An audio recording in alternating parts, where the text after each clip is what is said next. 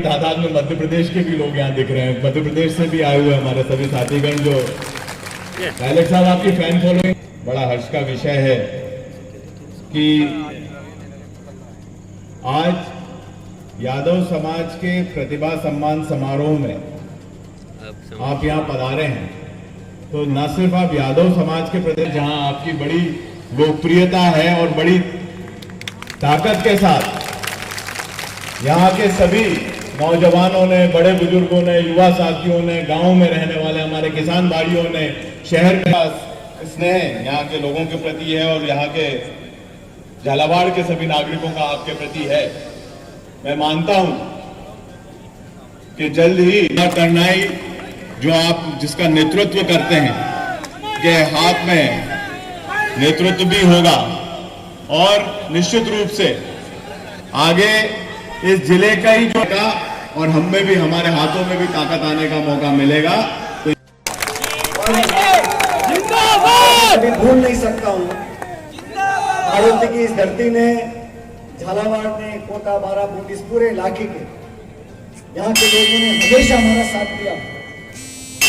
मुझे याद है जब बीजेपी की सरकार थी, वसुंधरा जी यहाँ मुख्यमंत्री थी, तो हमारे सोयाबीन के किसान, सरसों के किसानों के साथ बहुत अन्याय हो रहा था और हमने एक बीड़ा उठाया कि 12 से झालावाड़ हम एक पैदल यात्रा करेंगे, एक किसान यहाँ यात्रा निकालेंगे।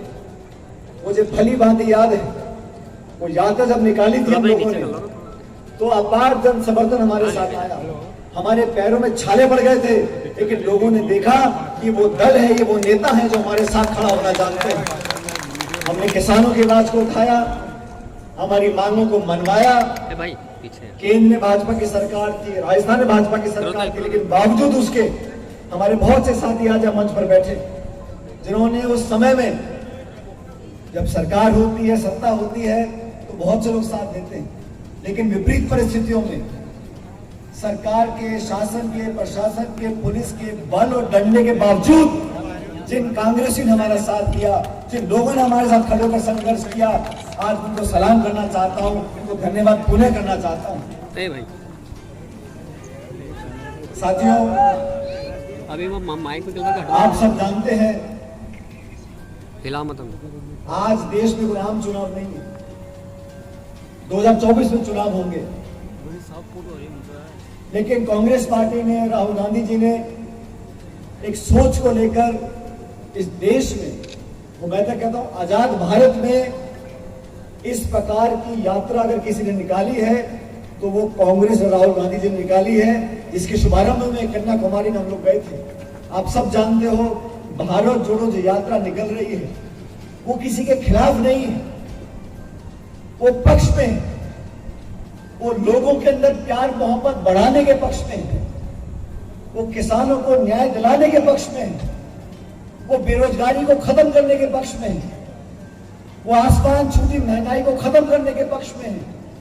आपस में जो द्वेष की भावना बढ़ गई है, जो टकराव पैदा हो गया, जो आपस में सामाजिक एक टेंशन पैदा करने का काम जो ताकतें करती हैं, वो उसके विरोध में है और आपस में अमन, प्रेम, भाईचारा बढ़ाने के पक्ष में है। अपार समर्थन उस यात्रा को मिल रहा है।